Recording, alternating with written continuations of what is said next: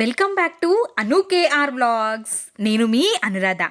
ఈరోజు మన ఛానల్లో రెసిపీ వచ్చేసి గోధుమ పిండితో యమ్మీ యమ్మీగా ఉండే బ్రేక్ఫాస్ట్ రెసిపీని చూపించబోతున్నాను. తక్కువ నూనెతో రుచిగా ఎప్పుడు చేసుకునే విధంగా కాకుండా కొంచెం కొత్తగా హెల్తీగా ఈ విధంగా ట్రై చేయండి. మీకు కూడా తప్పకుండా నచ్చుతుంది. ప్రాసెస్ చూసేద్దాం, వచ్చేయండి. ముందుగా ఒక చిన్న మిక్సీ జార్ని తీసుకొని ఇందులోకి ఒక 2 పచ్చిమిర్చిని తీసుకొని చుంచుకొని వేసుకోవాలి. గుప్పెడు కొత్తిమీరని వేసుకొని 1/2 టేబుల్ స్పూన్ వరకు జీలకర్ర, 1/2 టేబుల్ స్పూన్ వరకు సాల్ట్ని వేసి మెత్తగా మిక్సీ పట్టేసుకొని తీసుకోవాలి. మనం కొత్తిమీర తీసుకుంటున్నాం కాబట్టి కొత్తిమీర ఫ్లేవర్తో చాలా చాలా బాగుంటుంది. ఇంకా ఈ విధంగా కొంచెం కచ్చాపచ్చాగా అవుతుంది. ఇప్పుడు ఒక మిక్సింగ్ బౌల్ తీసుకొని ఇందులోకి 1 కప్పు వరకు గోధుమ పిండిని తీసుకుంటున్నాను.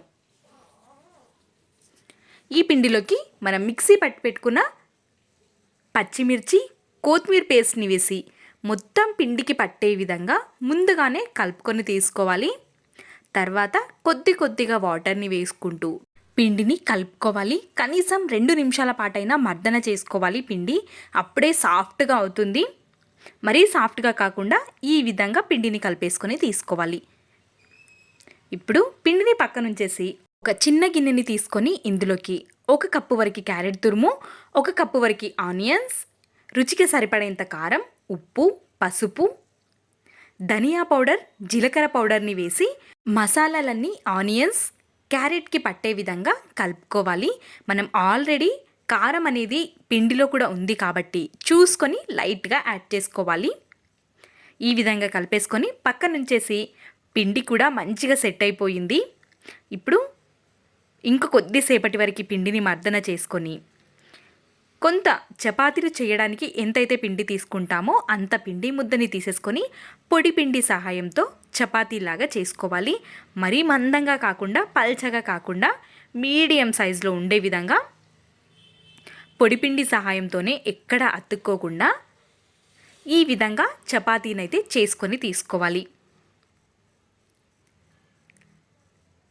మనం నార్మల్గా ఇదే విధంగా చపాతీలు చేసి తీసుకున్నా చాలా చాలా బాగుంటుంది రుచి. ఈ విధంగా చేసుకున్న చపాతీపైకి మనం ఎల్లిపాయని ఈ విధంగా గ్రేట్ చేసుకొని తీసుకోవాలి. ఫ్రెష్గా తీసుకుంటాము కాబట్టి రుచి చాలా బాగుంటుంది. ఒకవేళ గ్రేట్ చేయలేమో అనుకున్న వాళ్ళు సన్నగా ముక్కల్లాగా కట్ చేసుకొని కూడా తీసుకోవచ్చు. ఈ విధంగా కట్ చేసుకొని తీసుకున్న తర్వాత దీనిపైకి 1 స్పూన్ వరకు ఆయిల్ని కానీ నెయ్యిని కానీ వేసుకోవాలి.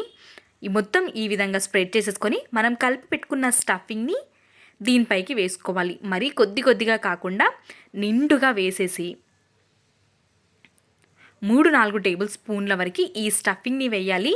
మనం క్యారెట్, ఇందులోకి బీట్రూట్ని కూడా తీసుకోవచ్చు. రుచి చాలా బాగుంటుంది. ఈ విధంగా వేసేసి నెమ్మదిగా రోల్ చేసుకొని తీసుకోవాలి. రోల్ చేసుకొని మధ్యలోకి కట్ చేసుకొని తీసుకున్నామంటే పరోటా లాగా పొరలుగా చాలా బాగా వస్తాయి. చాకుతో ఈ విధంగా కట్ చేసుకొని తీసుకోవాలి. ఇప్పుడు మనం వీటిని రౌండ్గా చుట్టుకోవాలి. చూస్తున్నారు కదా స్టఫింగ్ ఎంత బాగా కనిపిస్తుందో. రౌండ్గా ఈ విధంగా చుట్టేసుకొని కార్నర్ని మాత్రం కొంచెం వాటర్ తడి చేసుకొని అతికించుకోవాలి. లేదంటే మధ్యలో విడిపోయే అవకాశం ఉంటుంది. ఈ విధంగా చేత్తో కొంచెం స్ప్రెడ్ చేసుకొని పక్కనుంచుకోవాలి. ఇంకో దాన్ని కూడా అదే విధంగా చుట్టేసుకొని పక్కనుంచేసి ఒక్క చపాతీలో మనం 2 పరోటాలని చేసుకోవచ్చు. క్యారెట్తో చేసుకుంటున్నాం కాబట్టి మధ్యలో స్టఫింగ్ తలుగుతూ రుచి మాత్రం చాలా చాలా బాగుంటుంది. చాలా తొందరగా అయిపోయే రెసిపీ.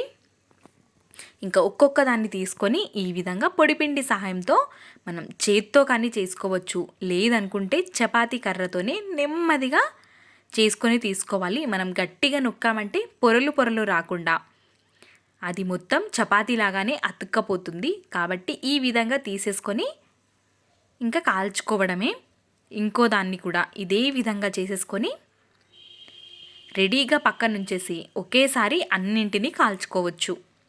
ప్యాన్ పెట్టేసి ప్యాన్ పైకి 1 స్పూన్ వరకు ఆయిల్ని వేసి లేదంటే నెయ్యితో కూడా మీరు ఈ రెసిపీని కాల్చుకోవచ్చు. పిల్లల కోసం చేస్తున్నట్టయితే కొంచెం కారాన్ని తగ్గించి తీసుకున్నారంటే చాలా యమ్మీగా ఉంటుంది. దీనికి కర్రీ కూడా అవసరం లేదు.